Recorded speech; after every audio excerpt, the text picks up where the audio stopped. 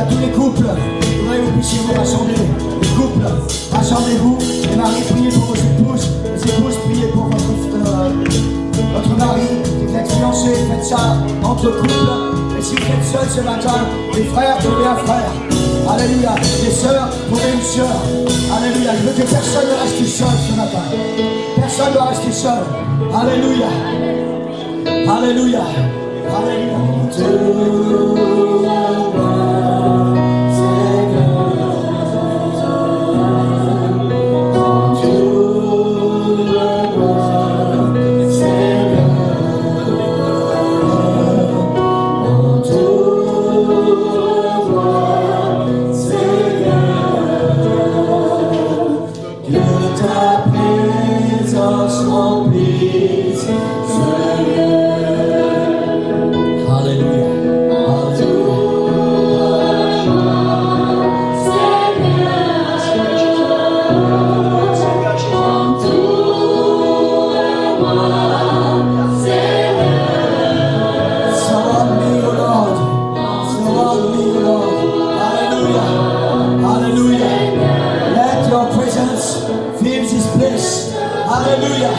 Alléluia, c'est les paroles du chant en anglais.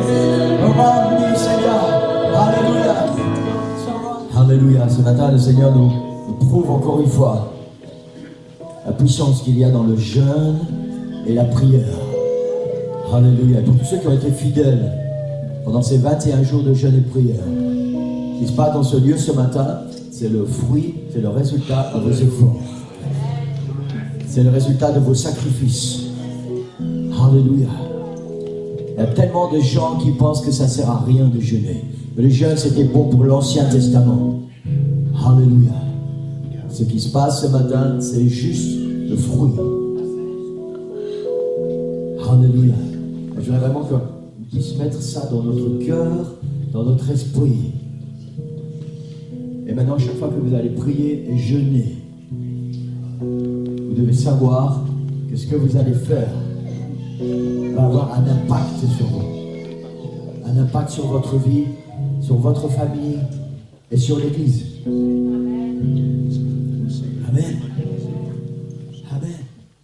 Amen. Gloire au Seigneur. J'ai rien à ajouter ce matin. Tout ce qui est sur mes notes a déjà été partagé, prêché ou enseigné. Je vais tâcher d'être rapide. Parce que la pensée, là, le pasteur a prêché les premiers 70% du message. Irving Baxter a apporté les 30% qui restaient. Je suis, vous savez, depuis octobre ou novembre, le Seigneur a remis vraiment sur mon cœur cette importance de la fin des temps. Et on a vu ce matin, ça n'est pas une coïncidence, le Seigneur sait ce qu'il fait. On a vu ce matin cet accord mondial, ce plan de paix qui va être mis en place pour ceux qui étaient à l'étude biblique. Est-ce que vous avez une idée de la date à laquelle ce plan de paix pourrait être dévoilé?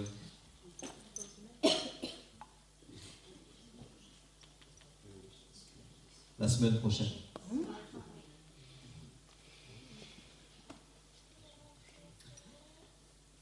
Si vous avez suivi un peu l'actualité politique de ce qui se passe en Israël, il faut savoir que Israël avait ses élections en avril 2019. À l'issue de ces élections, ils n'ont pas réussi à avoir de majorité. Pour l'instant, ça fait plusieurs cycles que c'est Benjamin Netanyahou qui est le Premier ministre. Ils ont fait une première élection en avril 2019. Cette élection était ex aequo, ils étaient à 7 voix de la majorité. Donc il faut une majorité de 61 sièges pour pouvoir avoir la majorité au Knesset. Ils en avaient 55 ou 54. Ils ont refait des élections en septembre 2019. Même chose. Ils n'arrivaient pas à trouver une majorité. Alors le gros souci, c'est que depuis janvier 2019, Donald Trump a une proposition de plan de paix qu'il appelle modestement, comme le font toujours les Américains, le deal du siècle. Et ce plan est prêt depuis janvier 2019 et il attend la formation d'un nouveau gouvernement israélien pour pouvoir partager ce plan. Si vous avez suivi un peu les informations, la partie économique de cette proposition a été partagée au forum de Davos 2019. Le plus important, naturellement, en ce qui nous concerne et en ce qui concerne le reste du monde, c'est la partie politique de ce plan. Alors, il y a beaucoup de choses qui se passent si vous suivez les infos. Il faut savoir que Trump est pour l'instant victime d'une procédure de destitution, que Netanyahou est sous le coup de plusieurs inculpations pour corruption, auxquelles il échappe pour l'instant à cause de sa position de Premier ministre. Ça serait dans l'intérêt de Donald Trump de pouvoir faire marcher ce plan pour que les Américains se disent mais finalement notre président n'est pas aussi mauvais, pour faire taire cette procédure de destitution et qu'il soit renouvelé l'année prochaine. Les élections américaines recommencent l'année prochaine. Je ne sais pas si c'est les élections même, mais en tout cas les candidatures, le processus de réélection recommence l'année prochaine. Cette année, on est en 2020, oui, en 2020, c'est juste, cette année. Du côté de Netanyahou, c'est dans son intérêt d'être réélu également, pour pouvoir prolonger tous ces problèmes, les garder dans un tiroir. Ils vont refaire des élections en mars 2020 en Israël. Trump a dit « J'en ai marre d'attendre » parce qu'Israël n'arrive pas à se décider. Alors ça pose un autre problème, parce qu'étant donné que le plan proposé par Trump va dans le sens de la politique de Netanyahou, ça pourrait être considéré comme une incursion dans les élections israéliennes. Il faut savoir qu'il y a deux personnes, si vous suivez un peu, Benjamin Netanyahou et son opposant Benny Gantz. Benny Gantz ne voit pas du tout de la même manière la gestion d'Israël. Pour ceux qui étaient là à l'étude biblique la dernière fois, on a vu tous ces responsables du peuple d'Israël qui ont été destitués les uns après les autres. Il y en a même certains qui sont morts parce qu'ils ont été dans le sens de Israël, c'est pas très important, on va faire des compromis. Le territoire d'Israël, c'est pas très important. Pour Netanyahou, le territoire d'Israël est extrêmement important. Ça fait partie, c'est un de ses aspects principaux pour sa campagne politique. Et donc, si Trump, maintenant, dévoilait son plan de paix, qui conviendra largement aux Israéliens et qui résoudra beaucoup de problèmes du conflit israélo-palestinien, ça va quelque part forcer les Israéliens en disant bah, si maintenant vous voulez que ça arrive, il faut voter pour le bon. Et automatiquement, le vote, il va être biaisé, parce que même si c'est le peuple qui vote, ils vont tous savoir pour qui voter, parce qu'ils savent ce qui va se passer derrière. Trump a dit, cette semaine, le 24 janvier, nous sommes le 26, il a dit, je vais probablement partager la semaine prochaine cette proposition de paix, avant de rencontrer Benjamin Netanyahou, et d'après ce que j'ai vu dans les journaux, il n'a même pas l'intention de rencontrer Benny Gantz. Donc dans sa tête, c'est clair. La semaine prochaine.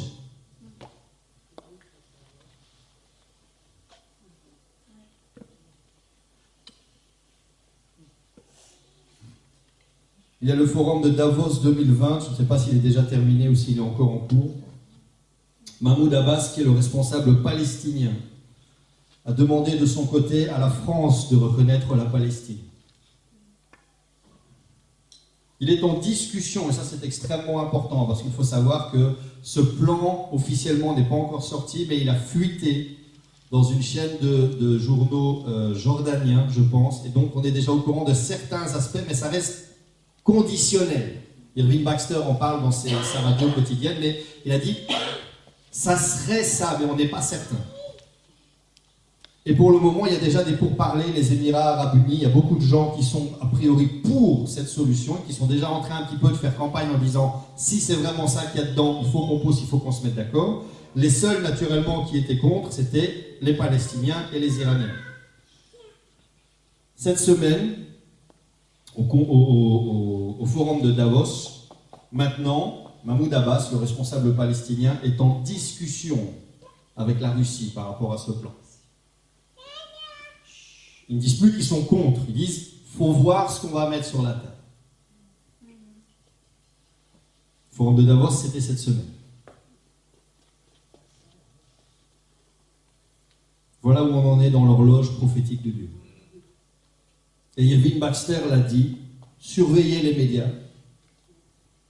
Si ce plan de paix propose de définir clairement les frontières d'Israël, de placer le mont du Temple sous un partage politique et qu'il permettra à terme la reconstruction du troisième temple des Juifs. Ce plan est le dernier plan qui va lancer les 7 dernières années de l'histoire du monde. Et on pourrait avoir les détails de ce plan la semaine prochaine.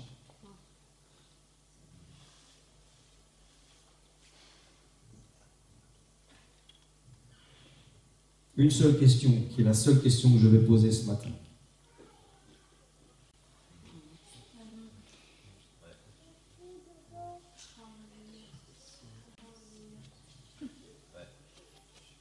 J'aimerais pour ceux qui peuvent qu'on se lève.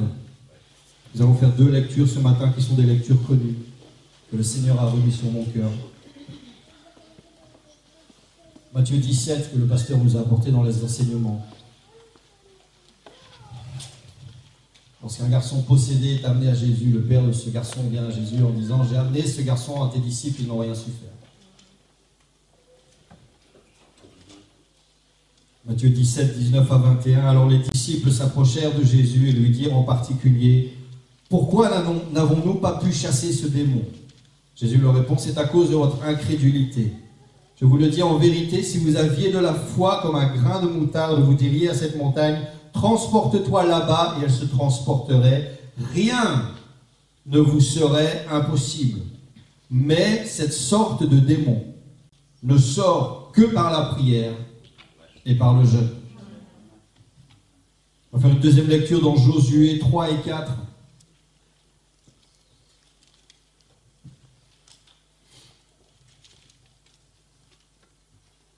Josué 3, 5.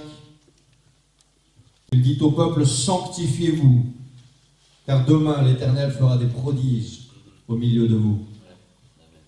Et au chapitre qui suit, Josué 4, verset 13, environ 40 000 hommes équipés pour la guerre et prêts à combattre passèrent devant l'Éternel dans les plaines de Jéricho. Je repose cette question. Es-tu prêt? Le Seigneur vous bénisse, vous pouvez vous asseoir quelques instants. Restez connectés. Je ne suis pas là juste pour parler ou pour faire passer l'horloge, je suis là pour faire passer un message. Et on va laisser le Seigneur terminer, reprendre le contrôle. Enfin, il n'a pas perdu le contrôle, mais on va laisser le Seigneur prendre le contrôle du message, de l'autel et faire ce que lui veut faire. On retrouve ici 2 exemples extrêmement importants. On retrouve ici Josué, qui dit au peuple, sanctifiez-vous, car demain l'Éternel fera des prodiges au milieu de vous. Et on retrouve 40 000 hommes, la Bible dit, équipés pour la guerre et prêts à combattre.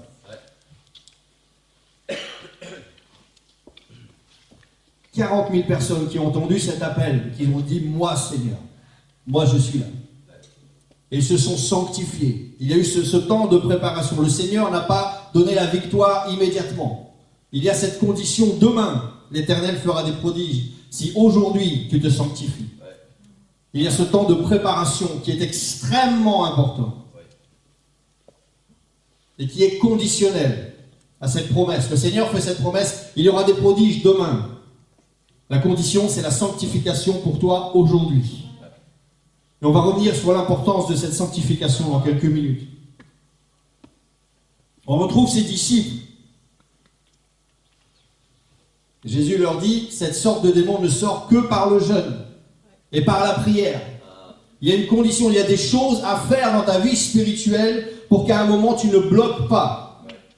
Et ce n'est pas au moment où tu as ce garçon possédé en face de toi, ce n'est pas au moment où tu as ce problème, où tu bloques dans ta vie spirituelle, ce n'est pas à ce moment-là qu'il faut commencer à te demander qu'est-ce que je dois faire pour être prêt.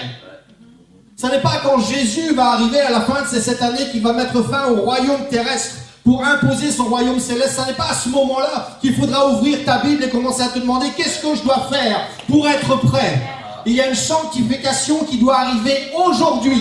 Si tu veux que demain, lorsque le Seigneur va accomplir son plan, tu fasses partie de ce plan. Et lorsque tu vas traverser le Jourdain, que tu vas faire face à Jéricho, la Bible dit que tu dois être une armée équipée pour la guerre, prête à combattre. Que lorsque ce garçon possédé viens, tu es prêt, parce que tu as jeûné, parce que tu as prié, parce que tu es rempli de la puissance de Dieu, parce que tu as cette foi qui peut déplacer ces montagnes, et que ce soit un possédé ou une myriade de possédés, tu es prêt. Il est trop tard pour jeûner et prier quand le besoin est déjà là. Lorsque le challenge est déjà face à nous, il est trop tard pour se préparer. Dans les versets qui précèdent cette histoire, Jésus était sur la montagne et il était transfiguré. Et il y avait des disciples qui étaient avec lui, dans la présence du Seigneur. Ils ont vu la gloire de Dieu rayonner sur Jésus-Christ. Ça, c'était la condition dans laquelle ils étaient quelques versets avant cette situation. Et visiblement, les disciples qui étaient en bas, eux, n'avaient pas cette condition.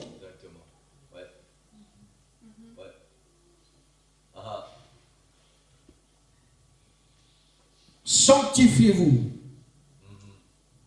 L'original, le terme hébreu, c'est Kadash, qui veut dire consacrez-vous, mettez-vous à part. Séparez-vous de certaines choses. Prenez des décisions. Faites des choix. Josué dit au peuple, faites des choix. Et demain, l'Éternel fera des prodiges au milieu de vous. Ce sont ces choix qui vont vous rendre prêts ou pas. Ce sont l'absence de ces choix. La complaisance spirituelle. Je ne veux pas choisir. Si je peux garder un pied des deux côtés, tant que je peux, je vais le faire. L'Église moderne ne se demande plus ce qu'il faut faire pour être sauvé. Elle se demande aujourd'hui ce qui est permis et tolérable pour rester sauvé. Ce n'est pas la sanctification dont Dieu parle à Josué. Ce n'est pas la sanctification que Josué donne au peuple.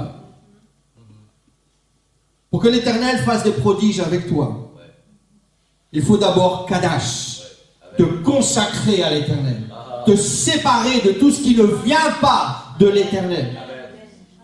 Il faut une préparation. Tu ne vas pas recevoir une onction, je suis désolé si c'est ce que tu attends, ça n'arrivera pas. Le Saint-Esprit n'arrive pas pendant ton sommeil si tu ne le cherches pas. L'onction du Seigneur, la révélation de sa parole, les mystères de Dieu ne fondent pas sur toi simplement parce que tu prends une fois 5 minutes pendant le mois pour dire Seigneur, j'ai du temps, parle et dépêche-toi. Il faut te consacrer, il faut te séparer du reste des choses, il faut te sanctifier et tout le reste n'a pas d'importance parce que mon objectif c'est d'être prêt, c'est d'être équipé, c'est de pouvoir me battre lorsque Jéricho va arriver. Ça c'est ma priorité. C'est Kadash. La consécration, la séparation, les choix que je fais. Le peuple d'Israël aurait été ridicule, si rien ne s'était passé à Jéricho. Vous savez ce qui se passe lorsque je Kadash, lorsque je me prépare. La Bible dit que dans Jéricho, il y a quelque chose qui travaillait avant que les Israélites ne soient même visibles au loin. Il y avait, la Bible dit, la réputation du Dieu d'Israël qui faisait déjà peur au peuple de Jéricho. Je n'ai pas le temps de revenir sur ces principes. La Bible dit c'est l'arche de l'alliance, la présence de Dieu qui marchait devant. Et le peuple gardait une distance entre la présence de Dieu et le peuple lui-même qui avançait.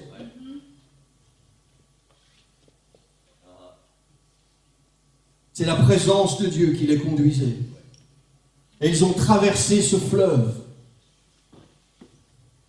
Ils sont arrivés de l'autre côté, 40 000 hommes équipés et prêts à combattre. Et ce sont ces hommes-là qui se sont présentés à Jéricho. Ce sont ces hommes-là qui ont gagné la première bataille qui commençait la conquête du peuple, du territoire d'Israël. Ce sont ces hommes-là qui étaient prêts, qui se sont consacrés, qui se sont séparés, qui ont fait les choix nécessaires. Je me sanctifie parce que je veux que demain, Dieu fasse des prodiges. Ça, c'était leur objectif. Ce n'étaient pas des touristes qui obéissaient sans savoir ce qu'ils voulaient faire. Ils s'étaient sanctifiés avec un objectif. C'est ce qui s'est passé, je l'espère, pour la majorité ou pour chacun d'entre nous pendant ces 3 semaines. C'est pas juste jeûner et prier parce que l'UPCI le fait. C'est jeûner et prier parce que j'ai un objectif. Parce que quand je jeûne, je sais pourquoi je jeûne. Parce que mon corps réagit. Je maîtrise mon corps. Parce qu'il y a cette consécration qui dit cette réaction, cette chair, elle n'a rien à voir avec ce que Dieu a pour moi. Cette chair, ce corps, ne peut pas m'amener dans la destinée que Dieu a pour moi. Ce corps, cette chair, les désirs de la chair, les penchants émotionnels de mon cœur ne peuvent pas me permettre de créer cet espace pour que Dieu fasse des prodiges au milieu de moi.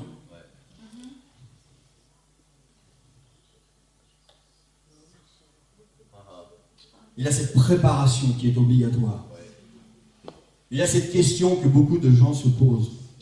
Pourquoi est-ce que Jésus a attendu 30 ans pour commencer son ministère terrestre? J'insiste sur terrestre. Une version dit son ministère public. Il y a une réponse qui est une mauvaise réponse. Jésus avait besoin de temps pour se préparer. Jésus était Dieu. De quoi il avait besoin de se préparer? Jésus n'a jamais été faible. Jésus n'a pas eu besoin d'apprendre la Bible. Jésus n'a pas eu besoin de ces choses. Dans l'Ancien Testament, dans le livre de Nombre, et ça répond à une discussion que j'ai eue avec quelqu'un qui disait « Ok, la Bible, il faut lire toute la Bible, mais il y a certains livres. Le livre de Nombre, pourquoi est-ce qu'il faut lire le livre de Nombre ?» Dans Nombre 4, l'Éternel parle à Moïse et à Aaron, et il est en train d'établir pour le service du tabernacle les familles. Et il leur dit, chaque famille a une responsabilité, certains prennent les poteaux, certains prennent les tapis. Et il établissait des responsables. Là, je n'ai plus les chiffres exacts, mais je pense qu'il y avait en tout, en sachant qu'il y avait plusieurs équipes qui se relayaient, je pense qu'il y avait plus de 10 000 personnes qui géraient tout le tabernacle. Que ce soit le service, le montage, le démontage, le transport, chacun avait sa responsabilité. Et dans Nombre 4, il dit, compte les fils de Kehat parmi les enfants de Lévi, selon leur famille, selon les maisons de leur père, depuis l'âge de 30 ans et au-dessus, jusqu'à l'âge de 50 ans, de 30 ans jusqu'à 50 ans, tous ceux qui sont propres à exercer une fonction dans la tente d'assignation. Dans l'Ancien Testament, c'est comme ça que Dieu a établi les Lévites. De 30 ans jusqu'à 50 ans, c'était l'âge du service. Après 50 ans, la Bible dit, les Lévites sortaient du service, mais ils aidaient dans les tâches quotidiennes, mais plus dans le service à l'intérieur. Et quand on parle d'être prêt, si Jésus a attendu 30 ans, ça n'est pas pour que lui soit prêt. C'est parce qu'avant l'âge de 30 ans, les responsables religieux juifs ne reconnaissaient pas quelqu'un comme étant suffisamment mature pour être crédible. Parce qu'ils se basaient sur l'Ancien Testament, le service commence à 30 ans. Avant 30 ans, tu es un étudiant. À partir de 30 ans, tu as le droit, on te reconnaît le droit de commencer à faire le service. Et si Jésus a attendu 30 ans, ça n'était pas pour que lui soit prêt. C'était pour que les autres soient prêts à le reconnaître. S'il avait commencé plus tôt, il aurait été tout aussi puissant. Il aurait fait toujours les mêmes miracles. Mais juste à cause de son âge, on aurait dit, lui, il n'est pas prêt, il n'est pas crédible. 30 ans, il avait tout ce qu'il fallait aux yeux des hommes pour être crédible. Lui a attendu que eux soient prêts pour commencer publiquement à faire tout ce qu'ils préparaient en secret depuis 30 ans.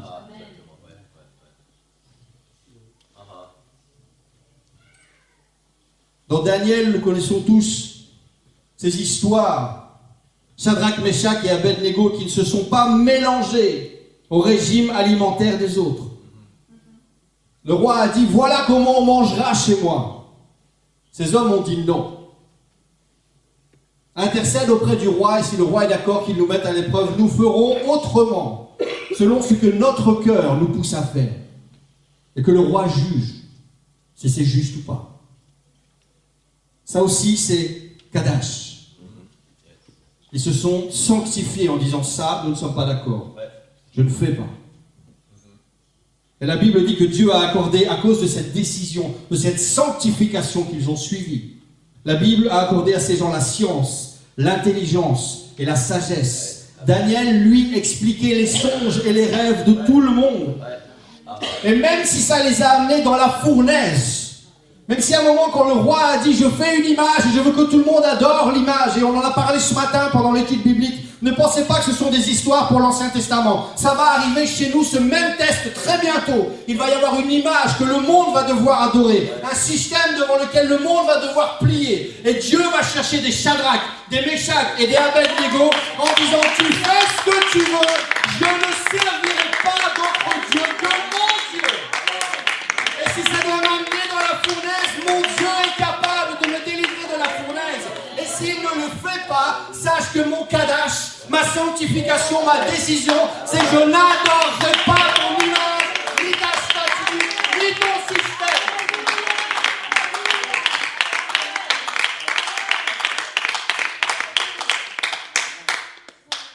Parce que Daniel a été jeté dans la fosse au lion. Daniel avait un système, une régularité. Ils l'ont piégé, la Bible dit, sur sa relation avec Dieu. Dans Daniel 6, ils sont arrivés, ils ont débarqué dans sa chambre, ils l'ont pris en flagrant délit de prière, alors qu'ils avaient écrit un décret en disant « on ne prie personne d'autre que le roi ». La Bible dit « Daniel priait comme il le faisait auparavant ». Il avait sa sanctification. Il était séparé, à part, 3 fois par jour. Que tu sois d'accord, que tu lui permettes de prier ou que tu lui interdises avec un décret de prier, son esprit était clair, son cœur était clair. Je vais prier que tu sois d'accord ou pas. Il était prêt. Il n'était pas conditionné par le système politique, par les lois qui passaient, par les émotions des gens, par le passage d'un roi à l'autre. Il avait sa relation avec le Seigneur et rien ni personne ne pouvait changer sa relation avec le Seigneur. Ces moments de prière le matin, le midi et le soir. Quand on est passé d'un roi à un autre, quand on a passé d'une loi à une autre, il priait le matin, le midi et le soir. Et quelle que soit l'issue, quel que soit le résultat, quel que soit le risque qu'il prenait, il était prêt. Et de la même manière que Dieu a délivré Shadrach, Meshach et Abednego, il a délivré Daniel également. Parce qu'ils ont pris cette décision. C'est plus que simplement un courant philosophique. Ils ont pris cette décision que les choses changent ou que les choses ne changent pas. Ils ont une ligne de conduite.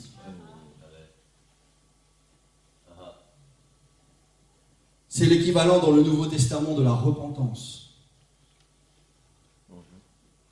Dans Acte 2, le peuple avait tué Jésus parce qu'il pensait que Jésus était un blasphémateur. Et lorsque ces gens parlaient de Jésus, ils avaient tous une opinion sur Jésus. Ah, ce bandit, ce malfrat, c'est bien qu'il soit mort.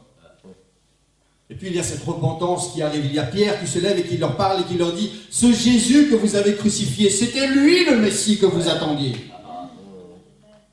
Et là, il y a quelque chose qui se passe dans l'esprit de ces gens. Il y a la repentance, c'est-à-dire un changement de pensée, un changement de raisonnement qui va changer votre marche après. Comme vous ne pensez plus de la même manière, vous n'agissez plus de la même manière et vous réorganisez votre vie par rapport à la nouvelle façon de penser que vous avez.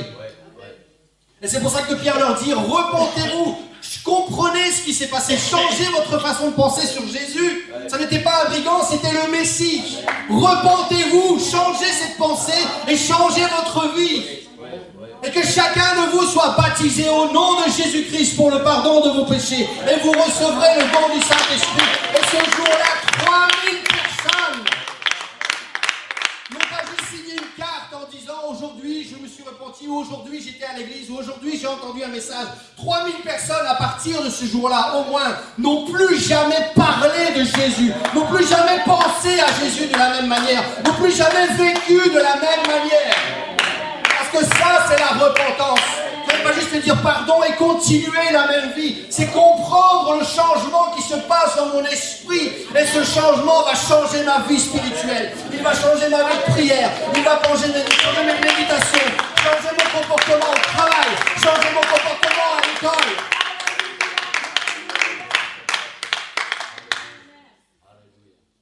ça n'est pas suffisant. Je suis désolé, je ne cite pas de nom parce que nous sommes sur YouTube. Mais ça n'est pas suffisant de comprendre les choses autrement et d'essayer par vous-même d'effectuer ces changements. Ça n'est pas suffisant de lire des livres qui vous disent comment changer vos paroles, qui vous disent comment contrôler vos émotions, qui vous disent comment briser les mauvaises habitudes. Ça, c'est du coaching. C'est comment vous dire à vous comment faire les changements. Le changement ne peut pas arriver sans la puissance du Saint-Esprit. C'est pour ça que nous martelons et que nous répétons que tu as besoin du Saint-Esprit, de la puissance du Saint-Esprit. Pas juste une bonne ambiance qui va te faire sentir bien. Tu as besoin d'être trempé dans le Saint-Esprit. Tu as besoin de ce feu qui boue à l'intérieur. Tu as besoin de parler cette langue que tu ne comprends pas. Tu as besoin d'être transformé. Tu as besoin de parler cette évidence, de parler en langue, cette langue que tu ne comprends pas, qui sort de toi et qui prouve que c'est Dieu qui est en contrôle. Que ça n'est pas toi qui contrôle, ça n'est pas toi qui fais le changement, c'est Dieu qui te saisit, c'est Dieu qui te contrôle, c'est Dieu qui te retourne et qui te fait marcher différemment, qui te fait parler différemment, qui te fait penser différemment, qui te donne de nouvelles habitudes. C'est lui qui fait ça. C'est le Saint-Esprit qui fait ça. Et ça n'est pas toi. Ça n'est pas un raisonnement humain. Ça n'est pas une capacité personnelle. C'est la repentance que produit la bonne nouvelle de l'Évangile, qui ouvre tes yeux. C'est lorsque la révélation coule sur ton esprit. Et que ces écailles dont la Bible parle, ces écailles tombent et tu comprends. C'est ce qui s'est passé sur Job, qui a passé toute sa vie à faire des sacrifices. Et c'est à la fin du livre de Job qu'il fait cette déclaration. Mon oreille avait entendu parler de toi, mais maintenant mon œil t'a vu. J'ai vécu des choses, j'ai fait des choses, j'avais une routine, mais maintenant cette révélation est tombée sur moi. Maintenant je t'ai vu, maintenant j'ai entendu ton cœur battre. Maintenant lui aussi a vécu cette repentance. Il a dit j'ai parlé sans savoir, j'étais fou.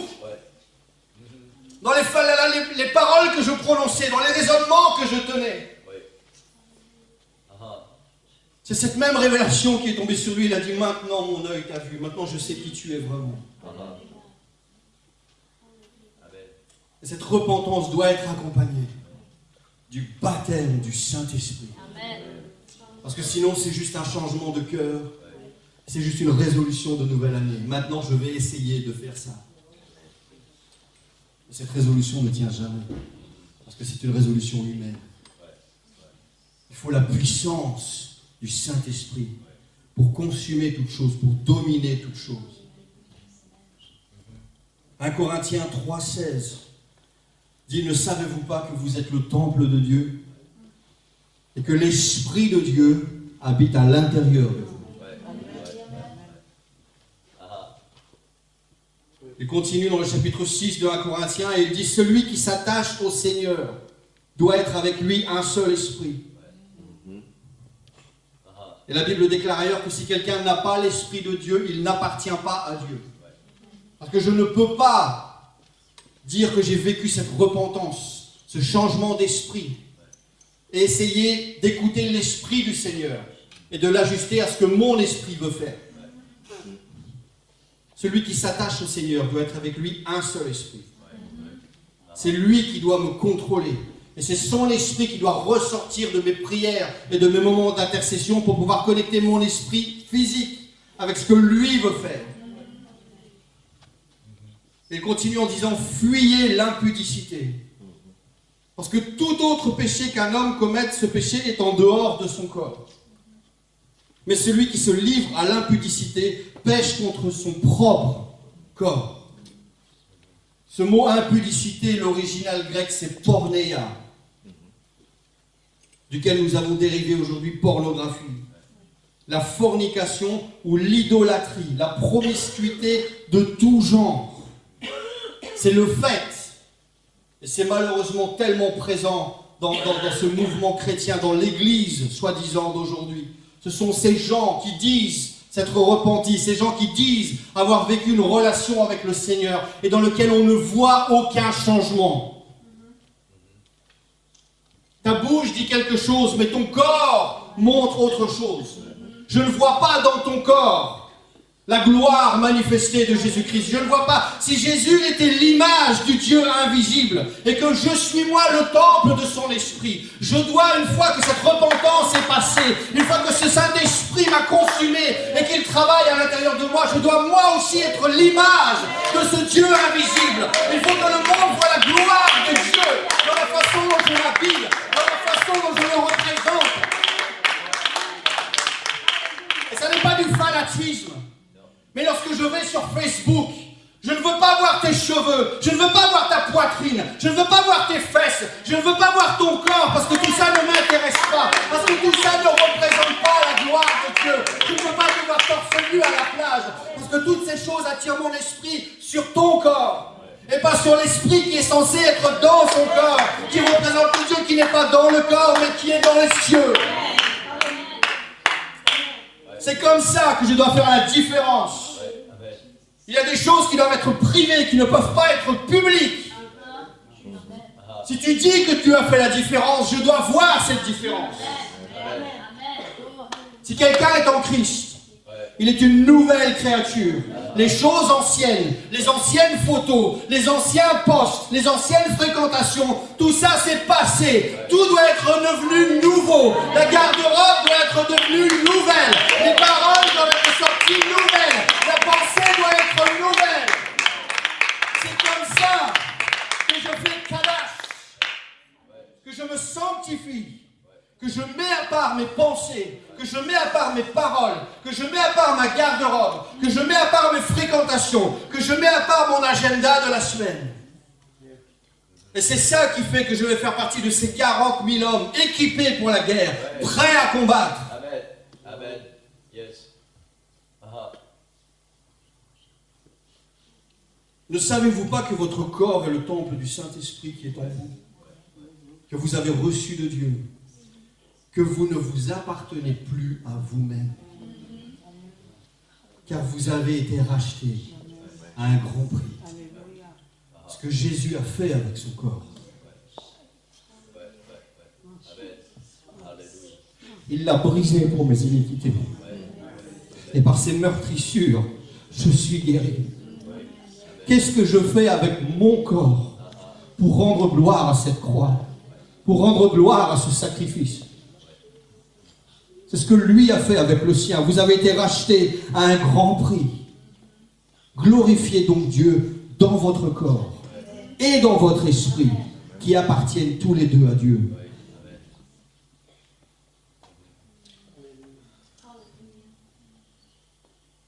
Nous sommes le temple du Saint-Esprit. Et Dieu ne joue pas avec son temple. Dieu ne joue pas avec la sanctification. On retrouve dans Daniel 5 le roi Belshazzar qui faisait une fête.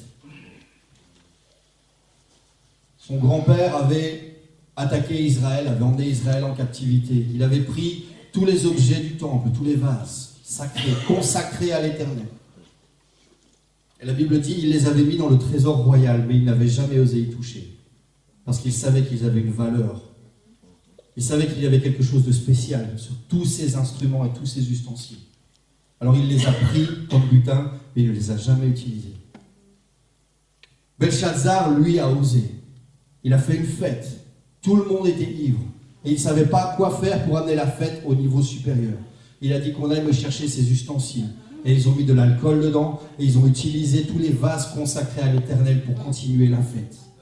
Et la Bible parle de cette histoire où la main de Dieu est apparue, elle a écrit sur le mur.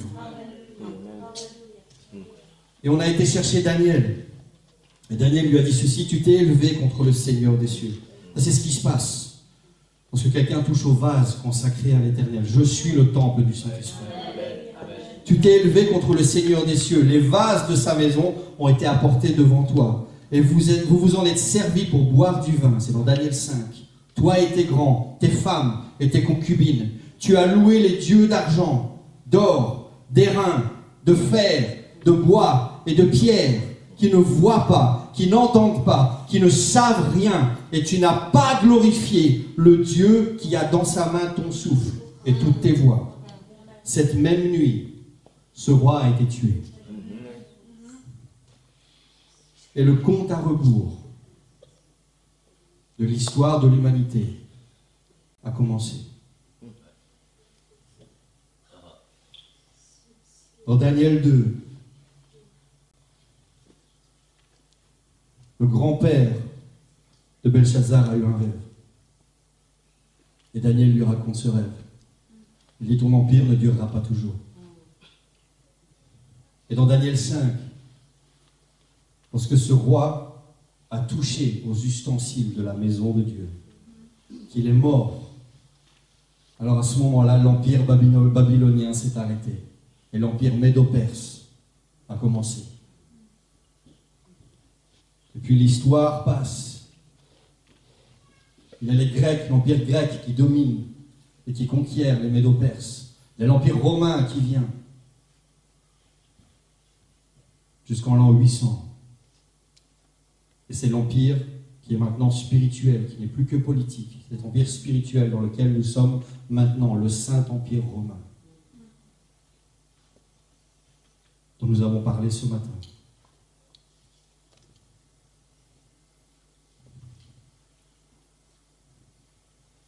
Et qui va se terminer très bientôt. En Jean 14, au verset 3, Jésus parle. Il dit à ses disciples, lorsque je m'en serai allé et que je vous aurai préparé une place, je reviendrai. Je vous prendrai avec moi pour que là où moi je suis, vous y soyez aussi.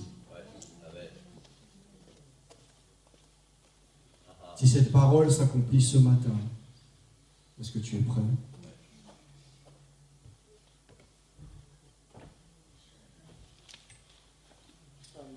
Daniel 12 parle de cette période de détresse qui va arriver. Il dit que ce sera une époque de détresse telle qu'il n'y en a pas eu de semblable depuis que les nations existent jusqu'à cette époque.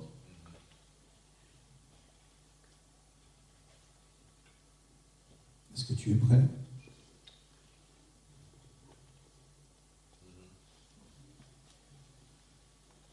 Apocalypse 7.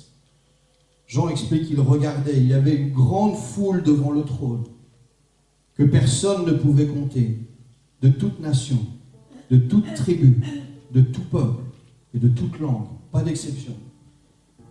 Et il me dit, ce sont ceux qui viennent de la grande tribulation. Ils ont lavé leurs robes et ils les ont blanchies dans le sang de l'agneau. Si ça doit être ta destinée,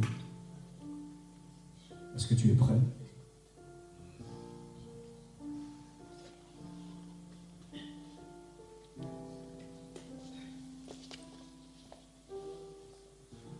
J'aimerais qu'on puisse fermer les yeux maintenant, baisser la tête.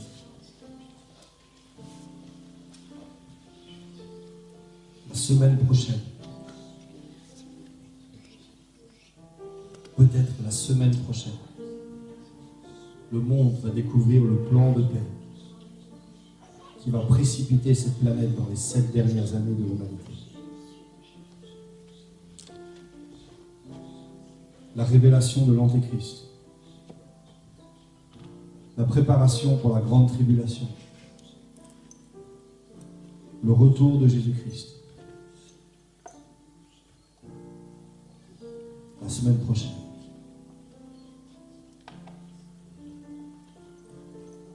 Et ce plan va peut-être mettre du temps pour être négocié, pour être mis en place.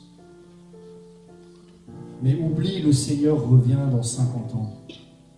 Oublie, j'ai encore une génération pour me préparer. La semaine prochaine, peut-être, le plan de paix qui va précipiter la fin de cette statue va peut-être être dévoilé au monde entier. Est-ce que tu es prêt?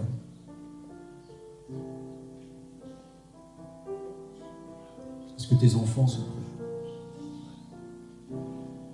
Est-ce que tu sais ce que ton cœur de père,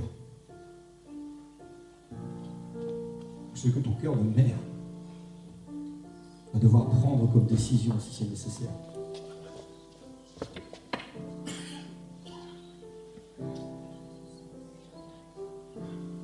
tu es prêt?